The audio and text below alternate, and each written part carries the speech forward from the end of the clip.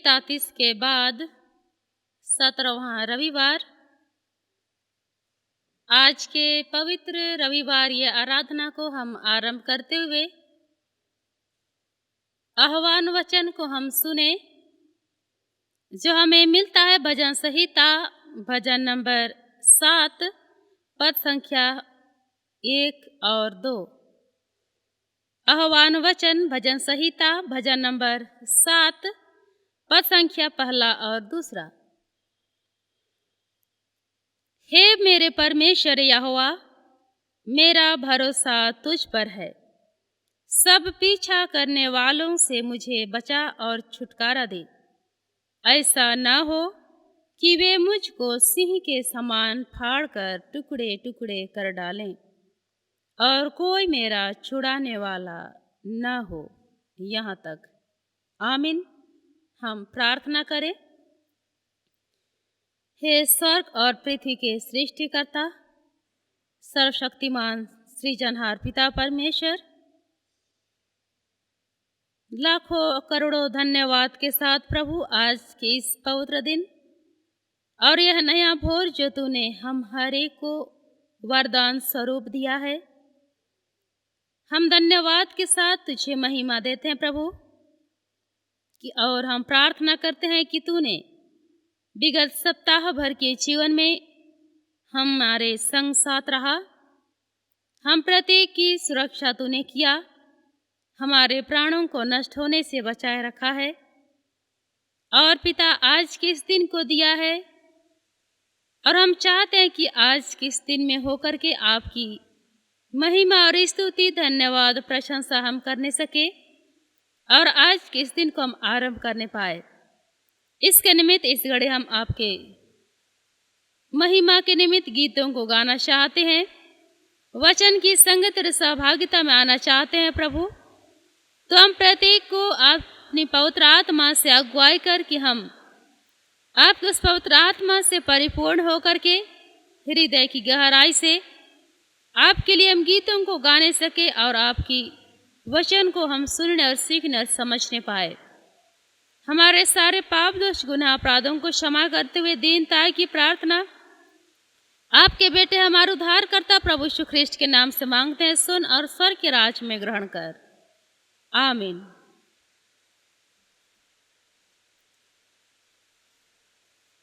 परमेश्वर की महिमा के निमित्त हम साक्षीवाणी से पहला गीत गाएंगे।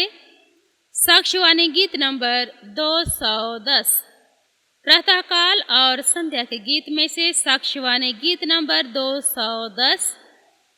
ईश्वर के प्रेम का यह प्रमाण हम देखते रहते हर बिहान। ईश्वर के प्रेम का यह प्रमाण हम देखते रहते हर बिहान कि हम फिर पाते उसी से दान जीवन बल और बुद्धि के। हमको प्रार्थना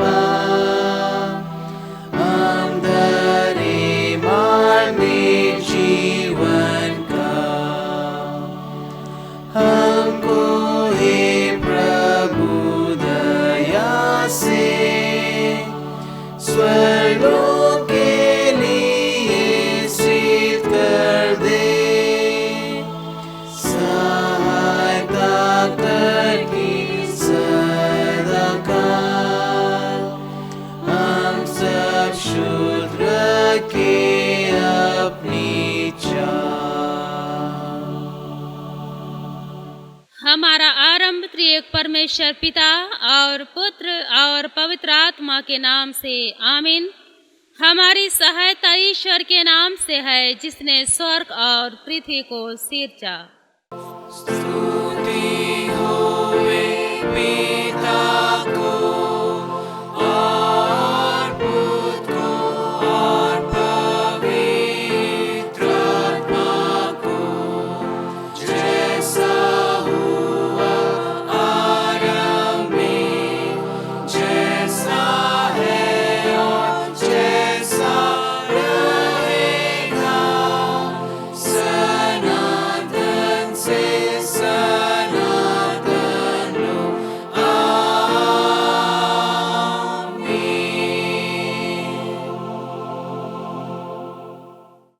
हम ईश्वर के सामने अपने पापों को दीनताई से मान लें।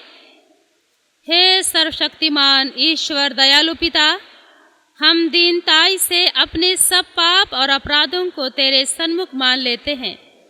तू अपने प्रिय पुत्र हमारे प्रभु यीशु ख्रीस्त के कारण हम पर दया दृष्टि कर और हमारे सब पापों को क्षमा कर।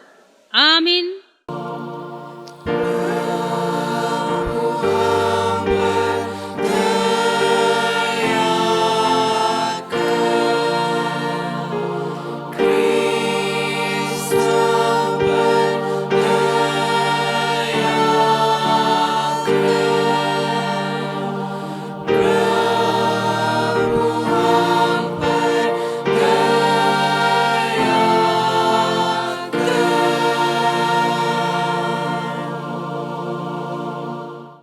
ईश्वर का शांतिदायक वचन सुने।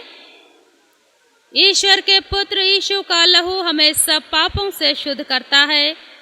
यदि हम कहें कि हम में कुछ पाप नहीं, तो अपने को धोखा देते हैं और सच्चाई हम में नहीं है।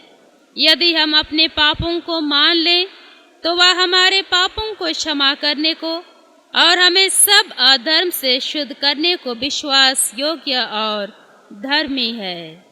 आमीन।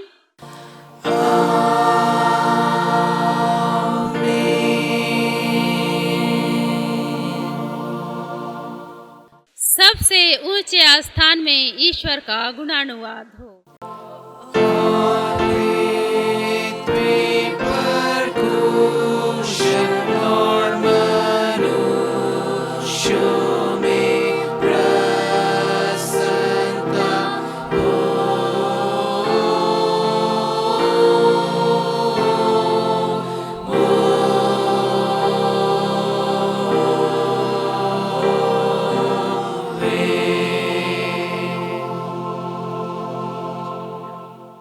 प्रभु तुम्हारे संग हो।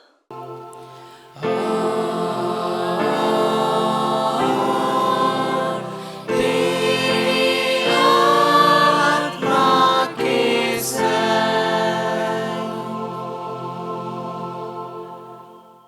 हम प्रार्थना करें।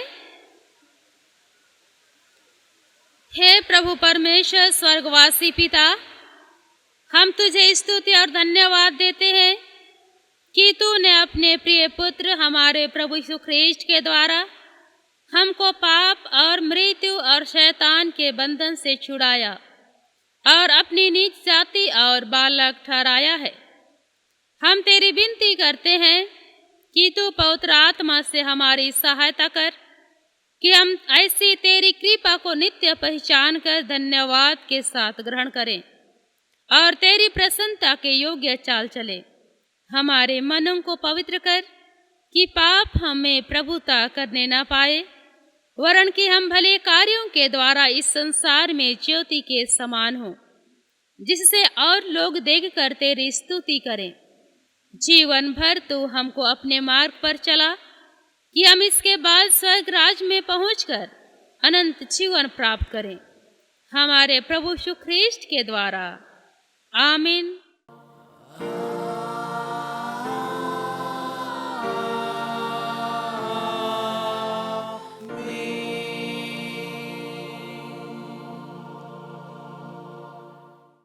आज के निमित्त ठहराया गया पहला पाठ वचन हम सुने। जो हमें मिलता है इफिसियों की पत्री से, अध्याय संख्या 4 पद संख्या 1 से 6 पद तक। इफिसियों के नाम पौलुस प्रेरित की पत्री, अध्याय संख्या 4 पहले पद से 6वें पद तक। यहाँ पर वचन हमें इस प्रकार मिलता है। शीर्षक है मसीह की देह में एकता। इसलिए मैं जो प्रभु में बंदी हूँ तुमसे विनती करता हूँ कि जिस बुलाहट से तुम बुलाए गए थे उसके योग्य चाल चलो, अर्थात सारी दीनता और नम्रता सहित, और धीरज धरकर प्रेम से एक दूसरे की सह लो, और मेल के बंधन में आत्मा की एकता रखने का यत्न करो। एक ही देह है और एक ही आत्मा, जैसे तुम्हें जो बुलाए गए थे अपने बुलाए जाने से एक ही आशा है। एक ही प्रभु है, एक ही विश्वास, एक ही बपतिस्मा, और सबका एक ही परमेश्वर और पिता है, जो सबके ऊपर और सबके मध्य में और सब में है। यहाँ तक। आमीन। तेरा धन्यवाद हो हे ख्रिस्ट यीशु। हालेलुया।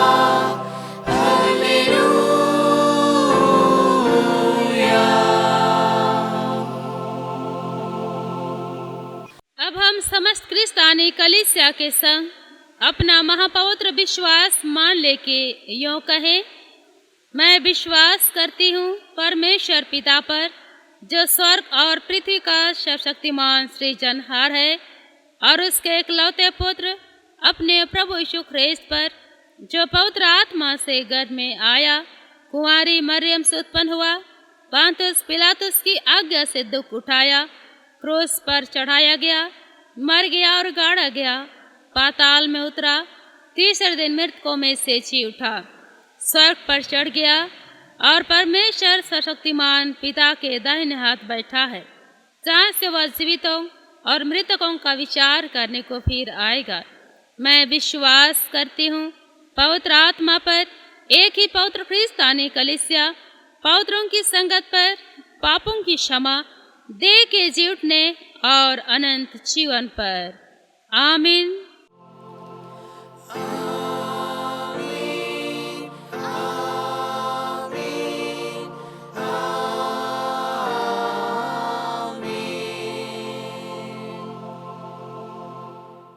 आराधना के लगातार में हम दूसरी गीत गाएंगे।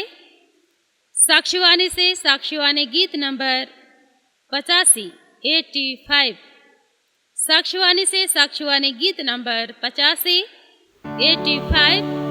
परम पिता तू हमारी सदा अगुवाई कर।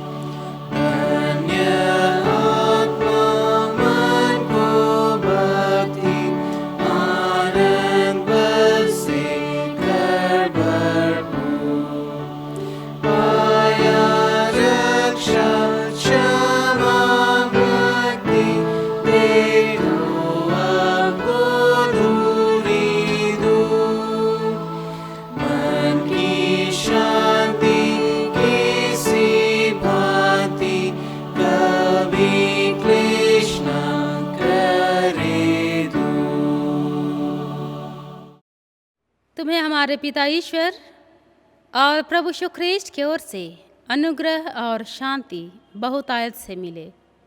आमीन। आइए हम प्रार्थना करें। पवित्र पवित्र स्वर्गीय सेनाओं के यहोवा पिता परमेश्वर, पुत्र और पवित्र आत्मा, पुनः हम धन्यवाद के साथ पिता आपके पवित्र चरणों के निकट आते हैं।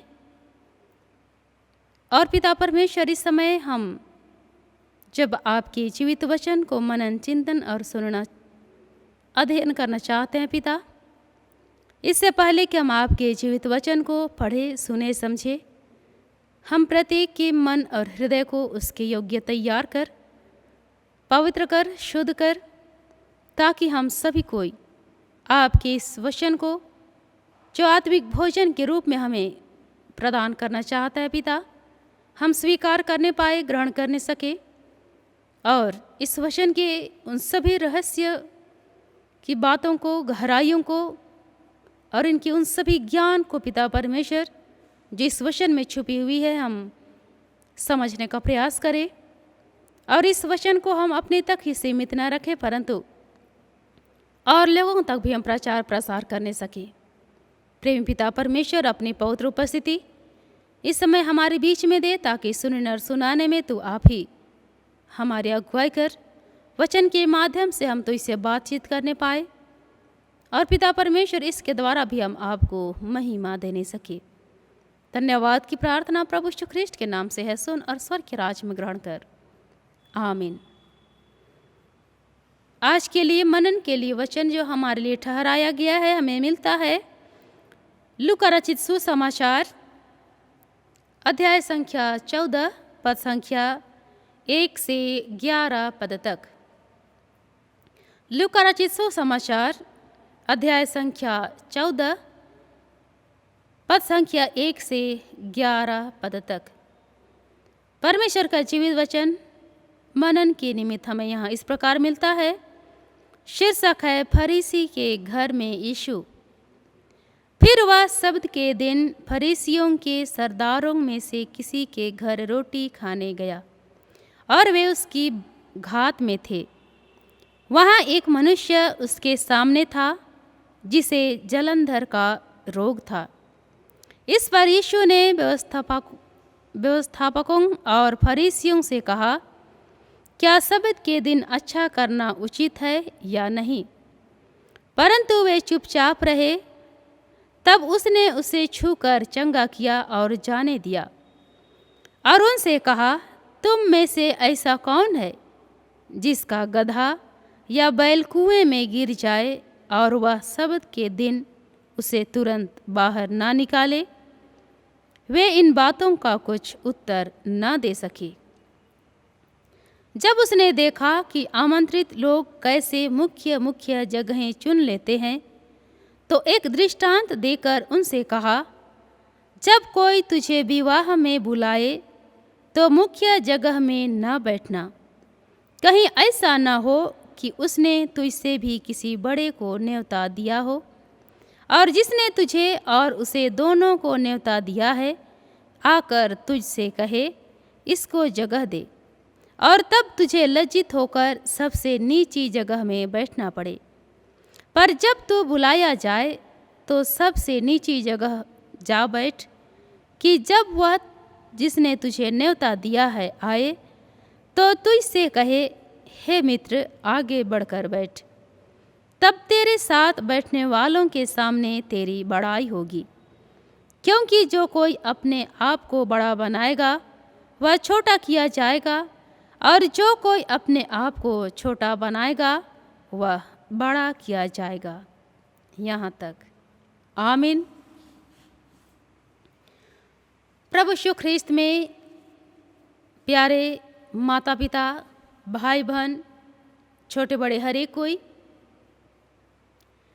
परमेश्वर का धन्यवाद हो कि हम आज के इस दिन तक भले चंगे हैं और परमेश्वर की संगति और सहभागिता में बने हुए हैं।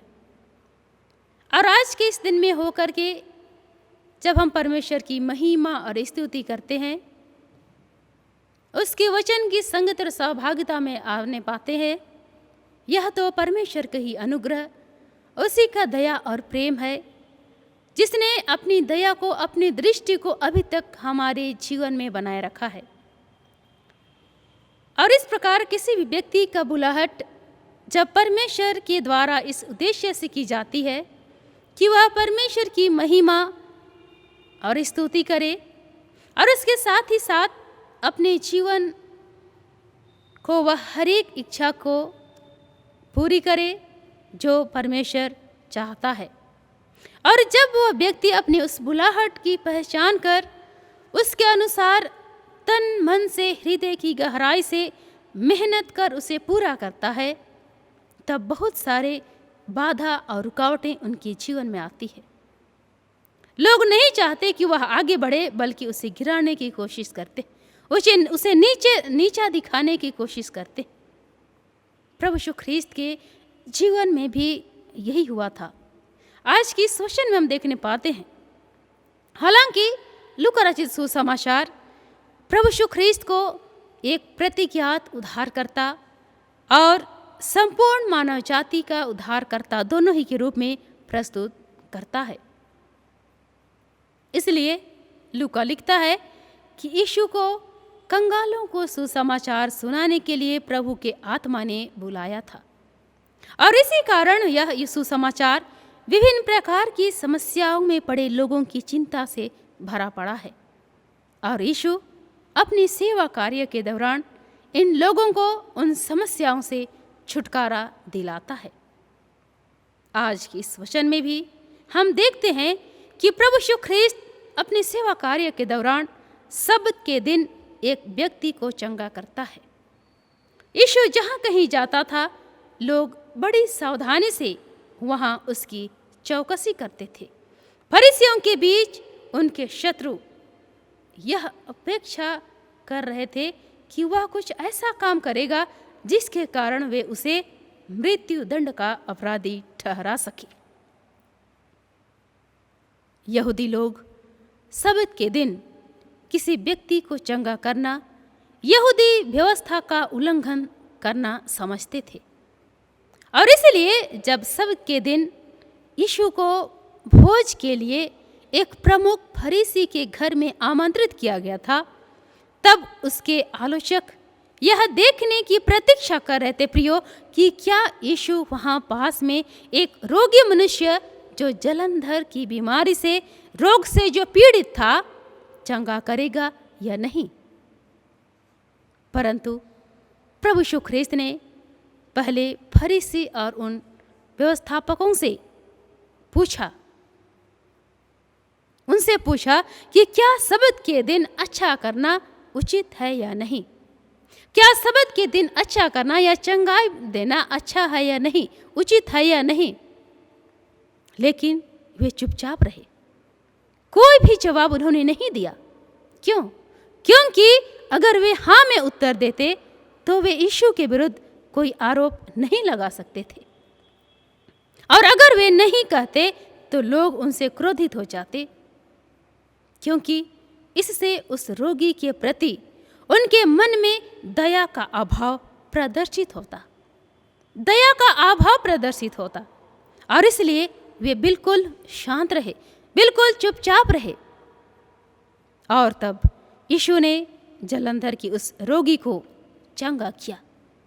यहूदी लोग सब्त के दिन कुएं में गिरे किसी पशु को बाहर निकालना उचित समझते थे, अतः यह परमेश्वर की दृष्टि में अवश्य ही उचित था कि सब्त के दिन किसी व्यक्ति को उसके कष्ट से छुटकारा दिया जाए, मुक्त किया जाए। यीशु ख्रीस्त ऐसे ही सब्त के दिन और लोगों को भी अच्छा किया, जिसकी चर्चा मत्ती रचित सुसमाचार 12वें अध्याय उसके 9 से 13 पद में, और मरकुस रचित सुसमाचार 3रे अध्याय उसके 1 से 6वें पद में, और लूका रचित सुसमाचार 13वें अध्याय उसके 10 से 17 पद में हम देखने पाते हैं। यहाँ ध्यान देने योग्य बात यह है प्रियो कि यीशु ख्रीस्त ने इस वचन के माध्यम से उन लोगों के पाखंड की ओर संकेत किया है जो सब्त के दिन अपने जानवरों को तो देखभाल करते हैं, परंतु कोई मनुष्य को, लोगों को नहीं। आगे हम नम्रता से संबंधित कुछ शिक्षाओं को पाते हैं प्रियो, जो प्रभु यीशु ख्रीस्त ने दृष्टांत में दर्शाया है, दृष्टांत के माध्यम से समझाने का प्रयास किया है। जब भोजन करने का समय निकट आने लगा तो यीशु ने देखा कि कुछ अतिथि अपने लिए सम्मानित स्थान चुन रहे थे, सम्मानित स्थान चुन रहे थे, ऐसा जगह जहां वे सम्मान को प्राप्त कर सके। यीशु ने उनके घमंड और लोगों के सामने ऊंचा व अच्छा बनने की उनकी इच्छा को देखते हुए उनसे एक दृष्टांत कहा, और यह दृष्टांत विवाह के भोज समारोह में आमंत्रित किए जाने के बारे में था। विवाह के भोज समारोह में आमंत्रित किए जाने पर था। यहाँ यीशु ने यह ध्यान दिया कि किस प्रकार अतिथि सम्मान के आसन चुनते थे, किस प्रकार अतिथि सम्मान का आसन चुनते थे। जितना अधिक एक व्यक्ति मेजबान के निकट होता था, उतना ही अधिक वह अतिथि सम्मान की स्थिति में होता था। जो दृष्टांत यीशु ने तब बताया, वह यह रूपांकित करने के लिए था प्रियो, कि वे उन आत्मिक वास्तविकताओं के विषय में विचार करें जो कि उस राज्य के संदेश से संबंधित थी, उस राज्य के संदेश से संबंधित थी जिसे वह प्रचार कर रहा था। दृष्टांत का तात्पर्य यह है कि जो कोई अपने आप को छोटा बनाएगा वह बड़ा किया जाएगा, और जो अपने आप को बड़ा बनाएगा वह छोटा किया जाएगा। और इस दृष्टांत का आत्मिक अर्थ भी है प्रियो कि परमेश्वर ने एक विवाह का भोज आयोजित किया, परमेश्वर ने एक विवाह का भोज आयोजित किया तथा प्रत्येक अतिथि को एक निर्धारित स्थान प्रदान भी किया है। उसके सामने आने पर हम उत्तम स्थान का दावा न करें। वह हमारे मन को जानता है, वह जानता है कि हम परमेश्वर की दृष्टि में किस स्थान पर नम्र बनाएं और नीचा स्थान ग्रहण करें। वह जानता है कि हम किस स्थान पर नम्र बनाएं और नीचा स्थान ग्रहण करें, क्योंकि परमेश्वर उन लोगों को नम्र बनाएगा जो अपने आप को उत्तम समझने का प्रयास करते हैं। परमेश्वर केवल उन्हीं को उन्नत करता है जो स्वेच्छा से निम्नतम स्थान को चुनता है, जो अपने आप को दीन और नम्र करता है, जो अपने आप को सबके सम्मुख छोटा मानता है। तो प्रभु यीशु ख्रीस्त में प्रियो, इस तरह हम दृष्टांत से यह सीखते हैं कि हमें परमेश्वर के द्वारा स्वीकार किया जाना चाहिए तथा धर्मी ठहराया जाना चाहिए। इसके लिए हमें सबसे पहले अपने आप को नम्र व दीन बनाना चाहिए और अपने पापों से मन फिराकर परमेश्वर से दया की भीख मांगना चाहिए। जहाँ और जिस उद्देश्य से परमेश्वर ने हमें बुलाया, उसके अनुसार हमें चलने की आवश्यकता है। जैसे हमने पहले पाठ वचन में सुना, जहाँ कहा गया है कि जिस बुलाहट से तुम बुलाए गए थे उसके योग्य चाल चलो, अर्थात सारी दीनता और नम्रता सहित और धीरज धरकर प्रेम से एक दूसरे की सह लो और मेल के बंधन में आत्मा की एकता रखने का यत्न करो। लेकिन मसीह में प्रियो, आज हमारी दैनिक जीवन शैली कैसी होनी चाहिए और कैसी है? क्योंकि हम परमेश्वर के संतान होने के लिए बुलाए गए हैं और इसलिए हमें यह जानने की आवश्यकता है कि परमेश्वर के संतान को किस तरह व्यवहार करना चाहिए। अगर हम परमेश्वर के संतान हैं तो हमें परमेश्वर के संतान की तरह व्यवहार करना चाहिए। भजन संहिता 51 उसके 7वें पद में वचन कहता है कि टूटा मन परमेश्वर के योग्य बलिदान है। हे परमेश्वर, तो टूटे और पिसे मन को तुच्छ नहीं जानता। जब हम अपने आप को परमेश्वर के सामने नम्र व दीन करेंगे, केवल तब ही वह हमारे पास आएगा, हमें ऊपर उठाएगा और मसीह की धार्मिकता के साथ हमारे नंगेपन को ढांपेगा। किंतु जो लोग अपने आप को बड़ा बनाते हैं उन्हें परमेश्वर नम्र करेगा। ऐसे लोगों को स्वर्ग के राज्य में प्रवेश करने की अनुमति प्राप्त नहीं होगी, बल्कि जो अपने आप को दीन और नम्र करेगा वही परमेश्वर की दृष्टि में बड़े या महान किए जाएंगे। इसलिए परमेश्वर का वचन पहला पतरस 5 उसका 5 से 6 में कहता है, इसी प्रकार हे नवयुवकों, तुम भी प्राचीनों के अधीन रहो, वरन तुम सब के सब एक दूसरे की सेवा के लिए दीनता से कमर बांधे रहो, क्योंकि परमेश्वर अभिमानियों का विरोध करता है परंतु दीनों पर अनुग्रह करता है। इसलिए परमेश्वर के बलवंत हाथ के नीचे दीनता से रहो, जिससे वह तुम्हें उचित समय पर बढ़ाए। परमेश्वर इस वचन के द्वारा हमें बहुतायत का आशीष प्रदान करे। आमीन। आइए हम प्रार्थना करें। धन्यवाद, धन्यवाद, आदर, महिमा, प्रशंसा से भरपूर पिता परमेश्वर, पुनः हम धन्यवाद मन हृदय लेकर तेरे पवित्र चरणों के निकट आते हैं और तुझे धन्य कहते हैं प्रभु, क्योंकि सचमुच इस घड़ी तूने अपनी पवित्र उपस्थिति हमारे बीच में दिया और हमने वचन के माध्यम से आपसे बातचीत किया है और इस वचन की गहराइयों को, शिक्षाओं को समझने का प्रयास किया। प्रभु तो ऐसा ज्ञान और बुद्धि हमें दे कि इस वचन को हम अपने मन और हृदय में अधिकाई से संजो कर रखने पाए, अपने हृदय रूपी पटिया में हम संजो कर रखने सके और पिता परमेश्वर इस वचन के द्वारा हम अधिकाधिक फलवंत होने पाए। सभी माता पिता भाई बहनों को भी इस वचन से तू परिपूर्ण कर पिता परमेश्वर, जो नहीं सुन पाए हैं अपनी पवित्र आत्मा से उन लोगों तक भी ले पहुंचा, ताकि वे भी इस वचन को अपने जीवन के लिए पाँव का दीपक और मार्ग का उज्ज्वला के रूप में ग्रहण करने सके और इसके द्वारा आपकी ही महिमा और स्तुति अपने जीवन भर निरंतर करने सके। धन्यवाद की प्रार्थना प्रभु यीशु ख्रीष्ट के नाम से है, सुन और स्वर्ग के राज्य में ग्रहण कर। आमीन। और ईश्वर की शांति जो समस्त ज्ञान से ऊर्ध्व है, ख्रीष्ट यीशु में प्रत्येक हृदय और मन की रक्षा करे। आमीन।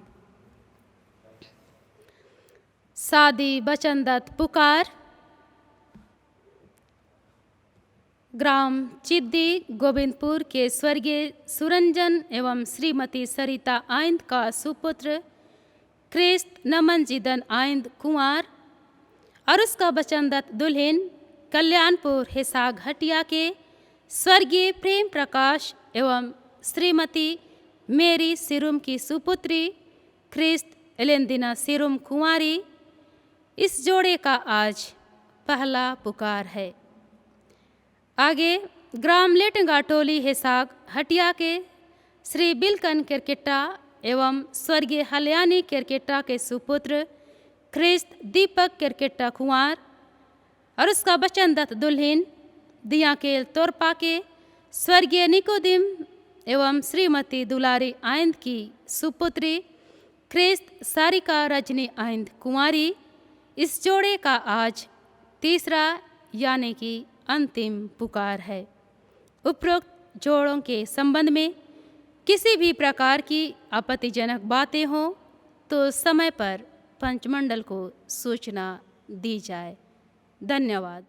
आराधना के क्रम में हम तीसरे गीत गाएंगे साक्षीवाणी से। साक्षीवाणी गीत नंबर 333 333। साक्षीवाणी गीत नंबर 333। प्रभु यीशु मेरे प्रिय लोगों के पहचाने।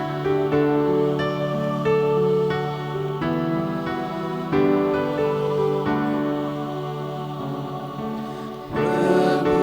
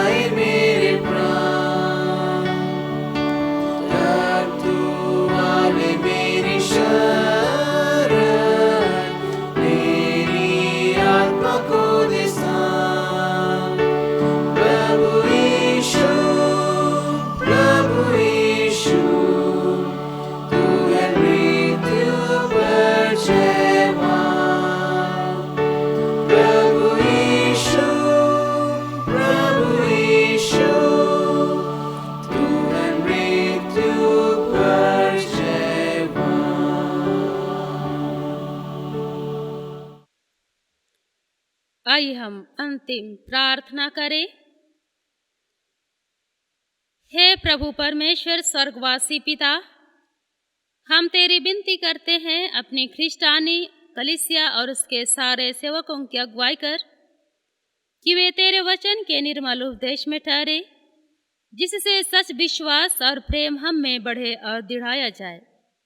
हे प्रभु, भारत रिपब्लिक के हमारे प्रेसिडेंट, इस प्रांत के गवर्नर, राज्य के सभाओं और मंत्रिमंडलों, सब न्यायों और हाकिमों और सब राज कर्मचारियों को आशीष दे और उनकी अगुवाई कर कि वे न्याय और धर्म से देश की सेवा करें और हम कुशल चयन से सारी भक्ति और गंभीरता से काल बिताएं।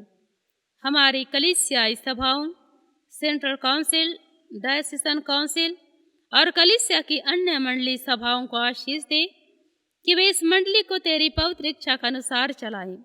जगत की लुथेरान कलीसिया और देश विदेश के हमारे सभी ख्रिस्ट विश्वासी मित्रों को आशीष दे कि हम ख्रिस्टीय प्रेम और सहयोग में आगे बढ़ें और जगत में तेरी साक्षी के लिए अधिक सामर्थ्य पाएं। हमारी कलीसिया के सब काम पर आशीष दे, लड़के लड़कियों की शिक्षा पर आशीष दे कि वे तेरे भय, प्रेम और भरोसा में बढ़ते जाएं। कलीसिया के विद्यालयों, शिक्षण प्रशिक्षण महाविद्यालयों और अन्य संस्थाओं को संभाल और उनको बढ़ती दे और उनके द्वारा कलीसिया के लिए आत्मिक और लौकिक आशीष दे। खेती बाड़ी और हर एक काम उद्यम को सफल कर, जिससे हर कोई सुवेग से तेरे आगे चले और अपनी जीविका पाए। अपनी कृपा से उन सबों पर दृष्टि कर जो कंगालपन, रोग और नाना प्रकार की सकेती और दुख में है, उनको शांति दे। धन्यवाद के साथ प्रार्थना करते हैं प्रभु आज के इस दिन के लिए। सचमुच आज का यह दिन जो तूने हमें वरदान स्वरूप दिया है पिता, ऐसा होने दे अपनी पवित्र आत्मा से अगुवाई कर कि हम प्रत्येक मसीह विश्वासी आज के इस दिन को आपकी संगति और आपकी ही सहभागिता में होकर के हम व्यतीत करने पाए।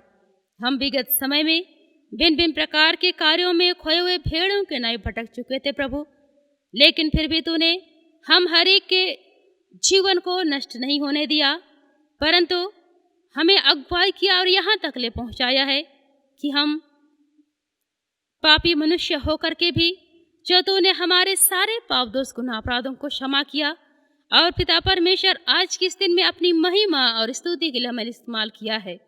धन्यवाद देते हैं पिता परमेश्वर, छोटी बड़ी हर प्रकार की आवश्यकताएं जो तूने हमें दिया, सचमुच हम प्रत्येक के जीवन में किसी भी प्रकार की घटी और कमी आज तक नहीं महसूस हुई है प्रभु। ऐसे ही हर घड़ी हर पल हमारे बाकी के जीवन भी तो हमारे के संग साथ होकर हर एक प्रकार की घटी और कमियों को तो पूरी कर। प्रार्थना करते हैं पिता, वर्तमान जीवन में ऐसे महासंकट की घड़ी में जब हम अपने आप को भला चंगा पाते हैं प्रभु, यह तो आपका ही अनुग्रह, दया, प्रेम और आशीष है जिसके द्वारा हम आपको धन्यवाद देने पाते हैं। जितने भी हमारे मंडली और कलीसिया के माता पिता, भाई बहन इस समय पिता परमेश्वर बीमार की अवस्था में पाए जाते हैं, भिन्न भिन्न प्रकार की कठिनाई, समस्याएं, बाधा और रुकावटें उनके जीवन में आ पड़े हुए प्रभु, तू आप ही एक सहज से मिलने वाला सहायक के रूप में उपस्थित होकर के उन्हें दृढ़ और मजबूत कर, उन्हें उस सारी परेशानियों से छुटकारा प्रदान कर पिता, ताकि वे तुझे ही सृष्टिकर्ता और पालनहार के रूप में पहचान कर अपने जीवन भर धन्यवाद दे पाए। प्रेम पिता परमेश्वर, हम इस समय प्रार्थना के द्वारा वचनदत्त अभिलाषाओं को भी आपके पवित्र हाथ में समर्पित करते हैं प्रभु, जो भी अपने पवित्र विवाह में प्रवेश के लिए एक दूसरे को वचन दिया है।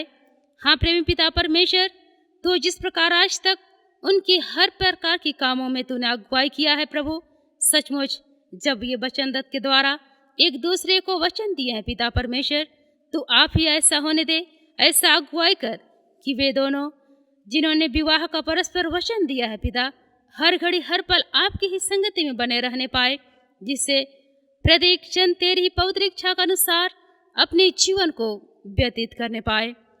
उनके मन और हृदय को तू ऐसा शुद्ध और पवित्र कर, निर्मल प्रेम को उत्पन्न कर प्रभु, उन्हें दृढ़ा कि वे बुरे कामों से बचे रहने पाए और पिता परमेश्वर वे अपने जीवन में पवित्र चाल चलते हुए विवाह के समय तक परस्पर निर्दोषी बने रहें। इसमें तू आप ही दया से उनकी सहायता कर, अगुवाई कर कि उस विवाह के पवित्र दिन तक भी पिता परमेश्वर वे निष्कलंक बने रह करके पवित्र विवाह में प्रवेश करने पाए। प्रार्थना करते हैं प्रेमी पिता परमेश्वर, हमारे मंडली कलीसिया के जितने भी भाई बहन हमारे मंडली से, हमारे कलीसिया से दूर हैं प्रभु, उनकी रक्षा कर। जो दूसरे देशों में चले गए हैं कि वे सब जोखिम और परीक्षाओं में विश्वासी ठहरे, हम उनके लिए भी तेरी विनती करते हैं। जो मंडली से निकाले गए व उलट हुए हैं, उन पर दया कर कि वे सच्चे पश्चाताप से तेरे ओर फिरे। सब मनुष्यों का त्राणी ठहर और उन पर जो अंधियारे में बैठे हैं मुक्ति का उजाला प्रकाश कर। हमको अपश्चातापी मृत्यु से बचा और अंत में अपने प्रिय पुत्र हमारे प्रभु यीशु ख्रीष्ट के द्वारा स्वर्ग राज में ग्रहण कर। हे हमारे पिता, तू जो स्वर्ग में है, तेरा नाम पवित्र किया जाए, तेरा राज आए, तेरी इच्छा जैसे स्वर्ग में वैसे ही पृथ्वी पर भी हो। हमारे प्रतिदिन की रोटी आज हमको दे और हमारे अपराधों को क्षमा कर जैसे हम भी अपने अपराधियों को क्षमा करते हैं, और हमको परीक्षा में मत डाल परंतु बुराई से बचा, क्योंकि राज और पराक्रम और महात्म सदा तेरे ही हैं। आमीन।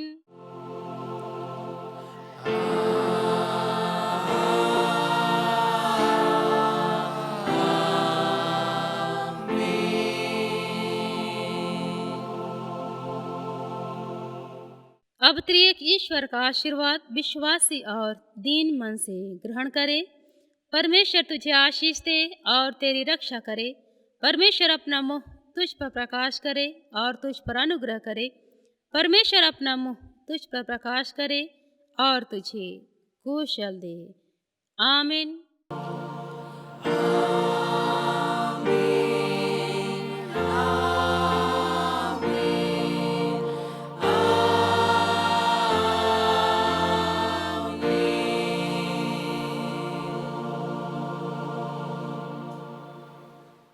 यीशु सहाय